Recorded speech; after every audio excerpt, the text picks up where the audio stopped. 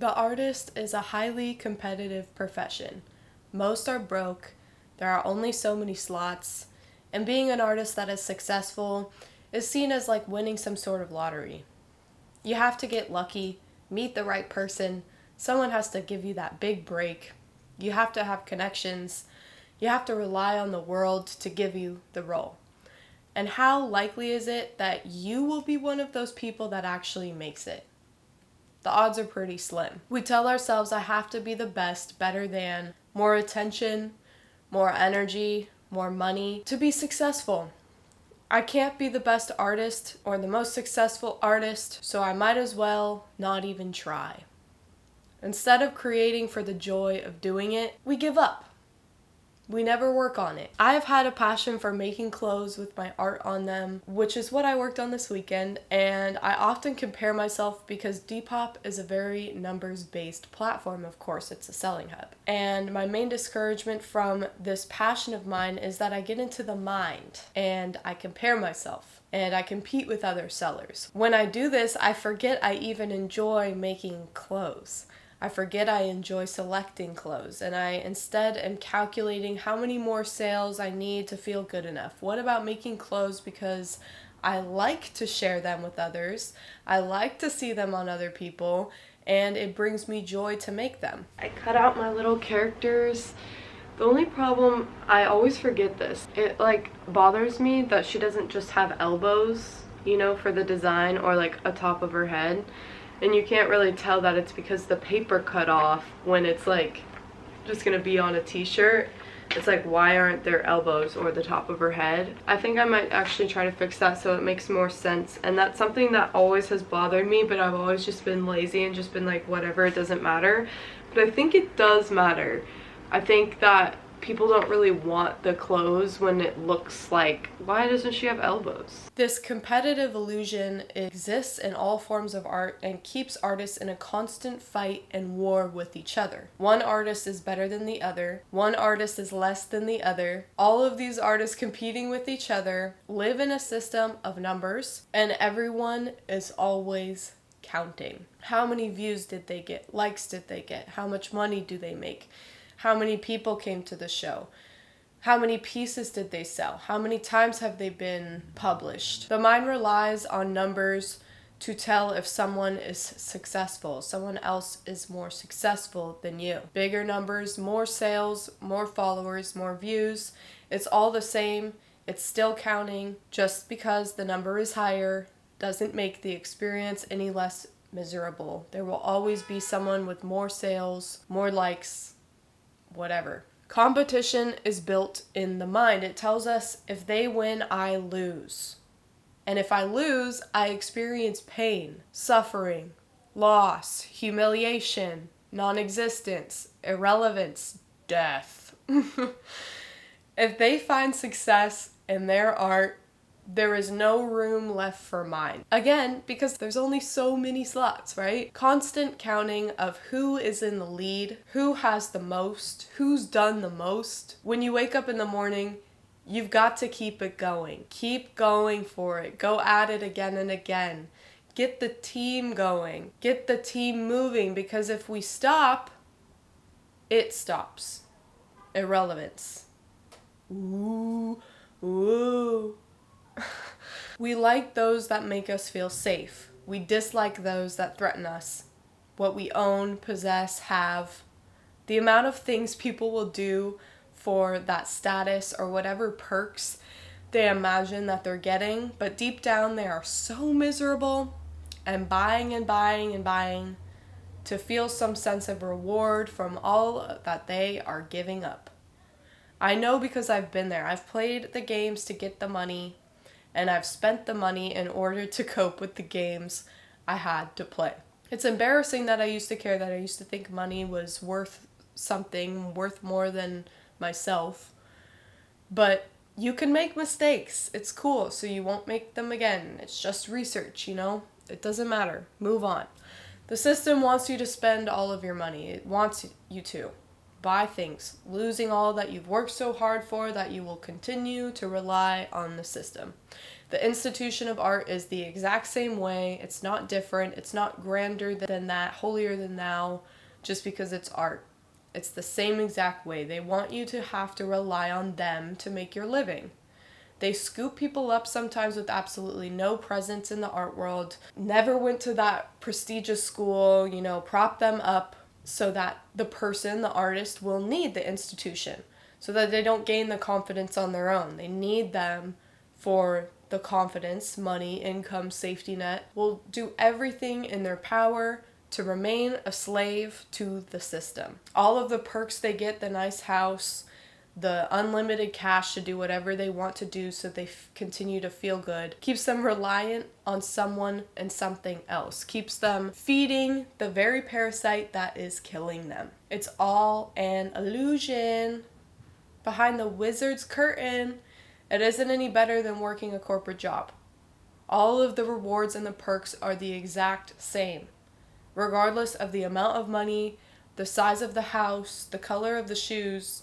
It's all the same stuff. Work for yourself instead. Make clothes for the sake of making them, not to be able to sell a product, but for the joy of making it and sharing it. Make paintings or songs or poems that align with you. Get close to you so that you know what you want to express. I have spent hundreds of thousands of dollars learning how to get close to myself, trying to do different things to figure out my art practice. Nothing has ever failed that I have ever tried because it got me to where I am now.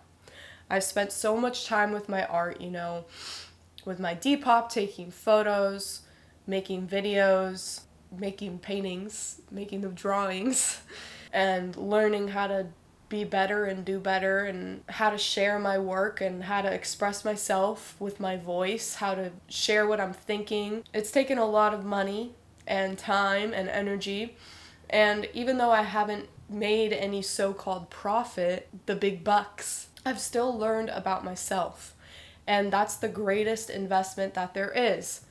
That's what the big corporate companies and the big banks and the businesses and the agencies don't want you to do. They don't want you to know yourself. They don't want you to get close to yourself because they want to control you. They want to take your talent and use it for their profit. Sure, you get money and perks, but you have to give up yourself in the process because you're locked into a corporation that is deceptive and only looking for energy and mass populations through money. More money, more. And you have to be the face. That's what you give up for meaningless, soulless perks. Or you can own your power, own your artist. We are all artists in the ways we're living, what we do, who we are, what we express, our life force, or no, not force, because it's not forced. Our lives in and of themselves are art. They're artistic. We express artistically. Own the elements of the earth that match us in essence. We are as powerful as the earth, wind, oxygen, fire, water, because it's the nature of who we really are. How sad is it that someone with all of this natural power is living in their mind wondering if they're good enough, if they're okay, if someone loves them, wondering if someone will leave them, will fire them from their corporate job. Oh my God, who cares? Seriously, sorry not to yell, but who cares? You already have everything without anyone or anything else outside of who you are right now. You don't need anything. You don't need anyone. You already are. Layers and layers and layers of what has happened, who did what I did, what they did, the anger, the resentment permeating people because they are just simply misers. They want to get as much as they can for as little as possible. I had this friend once that I realized was just very competitive with me, So I cut contact. I just was like, you know what, I'm off this. And to this day, they still reach out to me seeming angry. Look at all that I gave you. You left me for dead, still looking for gratitude from me, something that they can hold over me, something that they can move on from the experience with so that they can feel they gained more than they gave. People like this don't want to give, to share, especially those that are helping them, because they're living in their minds. They're in competition even with those that are trying to help them. They have to feel better than, more accomplished than, because they want to feel like they are the one. When we exit the mind and go into the human being that we really are, we realize we already are the one. We already are the artist, the favorite, the most cherished by our divine presence within us. For we are divine, and we are part of the divine world.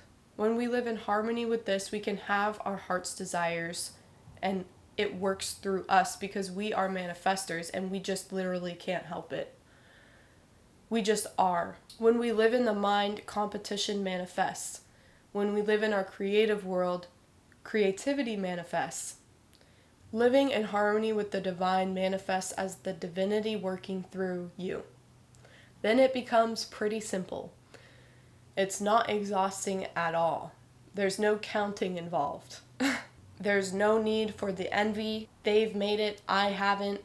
Their art is worth something, mine isn't. You attach your art's worth to how much you sold it for.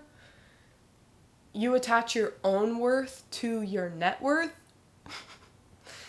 You don't need the envy. Others give you an idea of a quality of being, of a type of art, of the way they're expressing themselves, and you can learn from that. You can be inspired by that. You can appreciate it, acknowledge it. You can even give to those people that are inspiring you, and you can give your energy to those that you would like to see grow, simply because you want these things within them to flourish. If you don't want something to flourish, redirect your energy to something you do want to see flourish. And if you want to flourish creatively, allow yourself to be who you are beyond competition, hatred, jealousy, envy, miserliness, resentment. These things destroy your experience, destroy your ability to create the life you want, leaving you with a painful, awful life that ends in death without fulfillment. Frightening and boring. Instead, know the truth that you can create what it is that you want, not for the money, it's a trap. Not for the fame, views, likes, it's a trap. Not for the approval, who cares? Simply for the joy of doing it. That's more fun, and life is sweeter that way. So why not? Yes, I have prints available down below. Thank you for watching. If you'd like to support me, you could buy a print. I love you so much.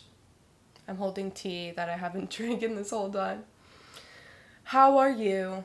I hope you're doing well, and I will see you next week. Cheers. Love you. I'm gonna drink my tea now.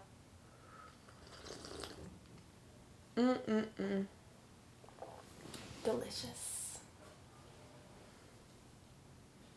Is there an awkward amount of space above my head?